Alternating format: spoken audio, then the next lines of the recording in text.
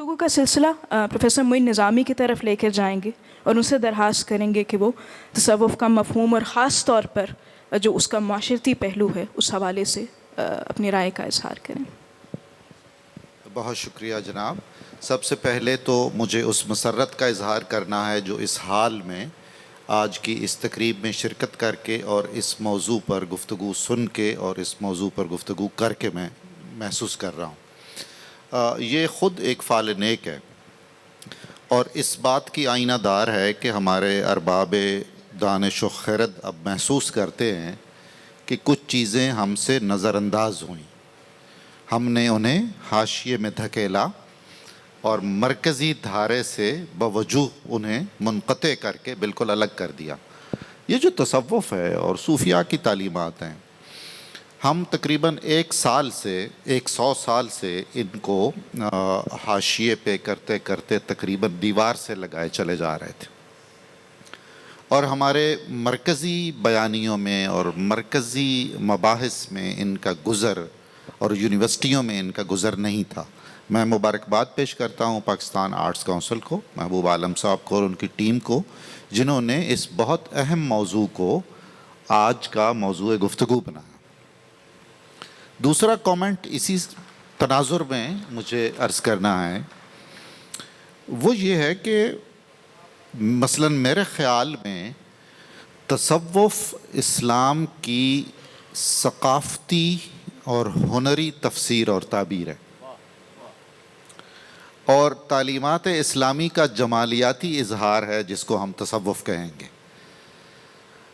इस एतबार से अगर हमारी आर्ट्स काउंसिल को इसका एहसास नहीं था तो अफसोसनाक बात है, और अब अगर इसका एहसास हुआ है तो मैं समझता हूँ कि ये पहला चिराग है जो बरकरार भी रहेगा और इसकी रोशनी और चिराग जलाने का सबब बनेगी। ये हम बहुत आगे चलकर कभी ये भी देखेंगे कि तसव्वुफ़ ने पूरी दुनिया में मुख्तलिफ़ ममालिक में मुख्तलिफ़ ख़ित्तों में क्या क्या सक़ाफ़ती और अदबी और शेरी ख़िदमात अंजाम दी हैं और इंसानों को इंसानों से जोड़ने का कितना बेमिसाल काम उसने अंजाम दिया है। जहाँ जिस ख़ित्ते में हम बैठे हैं पंजाब में, यकीन जानिए वो लोग जो नज़रियाती तौर पर तसव्वुफ़ को पसंद नहीं करते या उसके कायल भी नहीं हैं, उनके मिजाजों में भी सूफियाना आमेज़श मौजूद है। इसलिए कि नस्ल दर नस्ल चलती हुई एक चीज़ आ रही है जो उस ख़ित्ते के बासियों के ज़हनी और बातनी ख़मीर में दाखिल हो चुकी हुई है, तो वो कैसे मिन्हा हो सकती है। अब मसला ये है कि हम पढ़ते हैं, कुरान करीम पढ़ते हैं, रसूलुल्लाह सल्लल्लाहु अलैहि वसल्लम के बहुत सारे फरमूदात पढ़ते हैं और शायद बस पढ़ के सरसरी सा उनके मानी से गुज़र जाते हैं। वो जो आयत है जिसको आयत अलस्त कहते हैं, अगर हम उसको पढ़ें और तन्हाई में कभी पढ़ें और बार बार पढ़ें तो यकीन जानिए रोंगटे खड़े हो जाने चाहिए।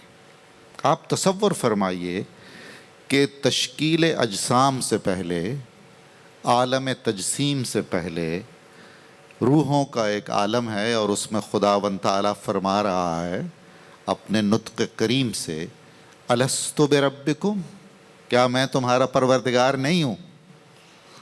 तो हम सब ने, हम जिस शक्ल में भी थे, जिस रूह की जिस कैफियत में भी थे, हम सब ने कहा था भला, बेशक व शुबा आप हमारे परवरदिगार हैं।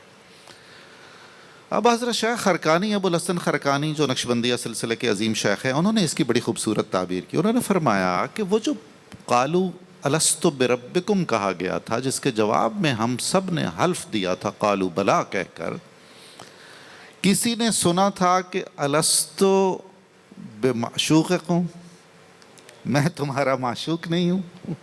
किसी ने सुना मैं तुम्हारा माबूद नहीं हूँ।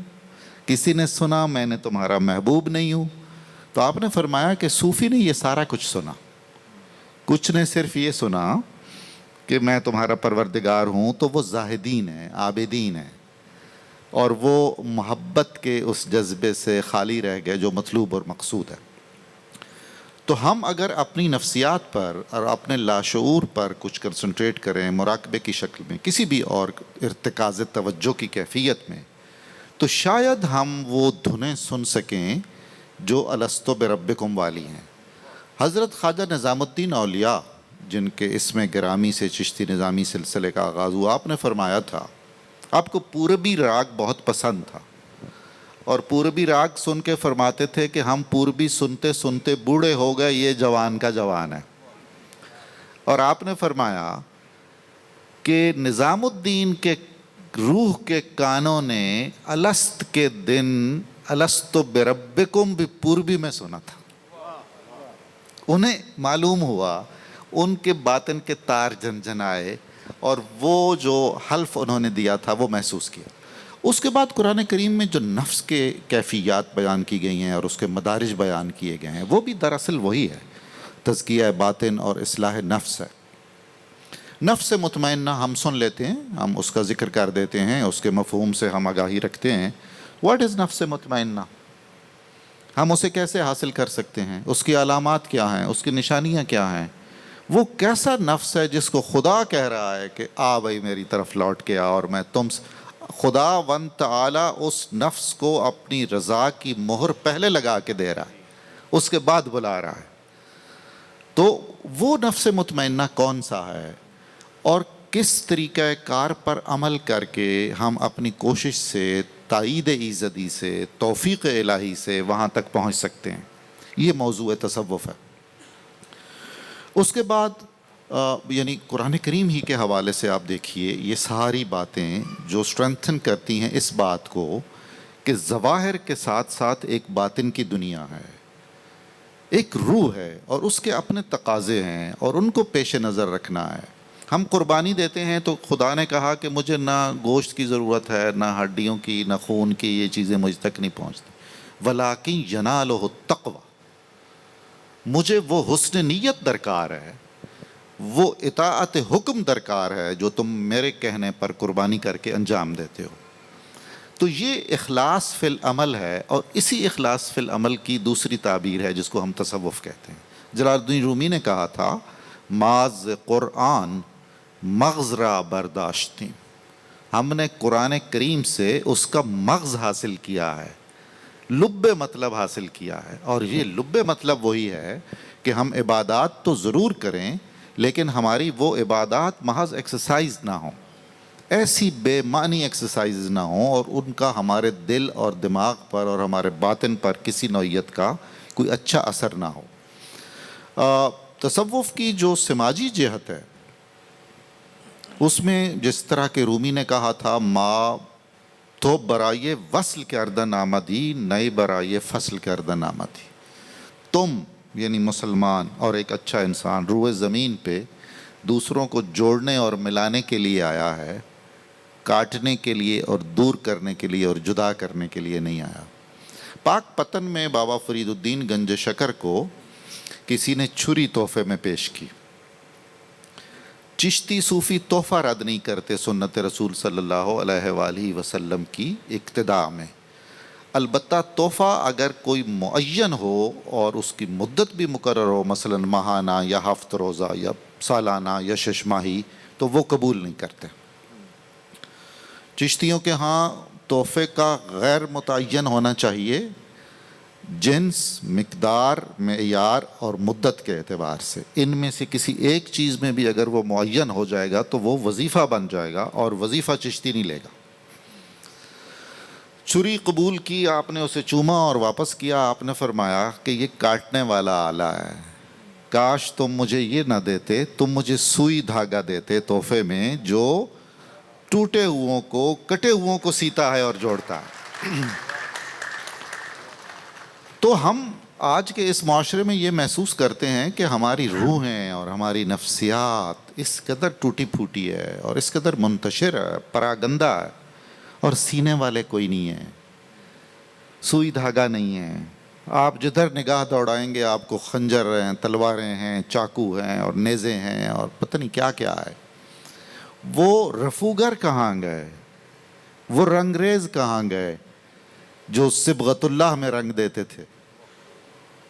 صوفیاء کا یہی کمال ہے کہ وہ اس اخلاق محمدی کی خوشبو ہم تک پہنچاتے ہیں جس پر رسول اللہ صلی اللہ علیہ وآلہ وسلم نے فخر بھی کیا ہے، اور آپ نے اپنی بعثت کا بہت بڑا مقصد قرار دیا ہے اس کو، بعثت لأتمم مکارم الاخلاق۔ اب حسن خلق ہی نہیں ہے کسی میں۔ علامہ اقبال دیکھیے، اپنے عہد کے عظیم ترین عاشق اور صحیح معنوں میں صوفی۔ صوفی کا مطلب وہ ایک خاص وضاقتہ اور وہ نہیں ہے، وہ ہو تو سبحان اللہ۔ صوفی ایک کیفیت ہے، صوفی ایک مزاج کا نام ہے، صوفی ایک انداز فکر کا نام ہے۔ تو علامہ اقبال، میں تو انہیں اپنے عہد کا بہت بڑا صوفی مانتا ہوں، انہوں نے کہا گر نداری از محمد رنگ و بو، از درود خود میالا نام او۔